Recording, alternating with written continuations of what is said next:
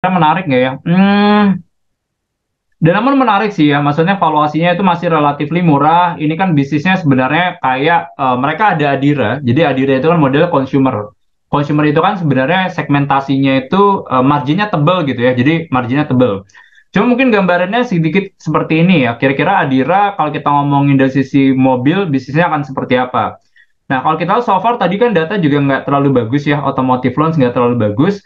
Tahun depan pun menurut kita juga harusnya growth nggak kemana-mana ya buat otomotif ya, karena target dari Gaikindo pun cuma 1,1 juta. Jadi itu sih sebenarnya sedikit pressure-nya. Nah, cuman kalau saya tuh jadi concern-nya adalah selain dari sisi growth outlook itu tadi, saya lihat ibaratnya saya suka bank yang ibaratnya mampu menghimpun dana murah bagus ya. Nah, kita lihat yang namanya tuh adalah ini Pak Adi, kasa rasio.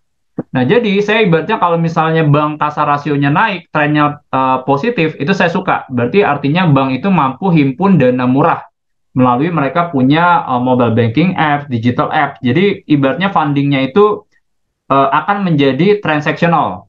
Karena kalau kita ngomongin kayak contohnya market-market di luar, bank-bank di luar ya, mungkin nanti kita akan melihat kayak biaya savings itu akan 0%. Karena orang nabung di bank itu ya contohnya buat kayak transfer untuk bayar ini, jadi banyak yang dipakai sebenarnya buat transaksi gitu ya.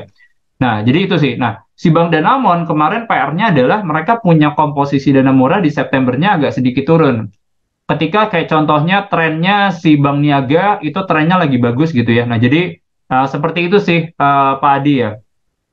Cuma sebenarnya long termnya masih bagus ya Pak Adi ya. Maksudnya kalau buat Denamon long termnya masih bagus. Cuman kalau disuruh pilih, mungkin saya bobot Denamon akan lebih sedikit sih Pak. Saya lebih prefer sebenarnya bank-bank BUMN. Makanya saya lebih rekomendasi dulu dia akhir tahun lalu itu adalah kayak Bank Mandiri atau BBNI gitu ya. Maksudnya secara bisnis profile, BUMN juga, support government-nya ada.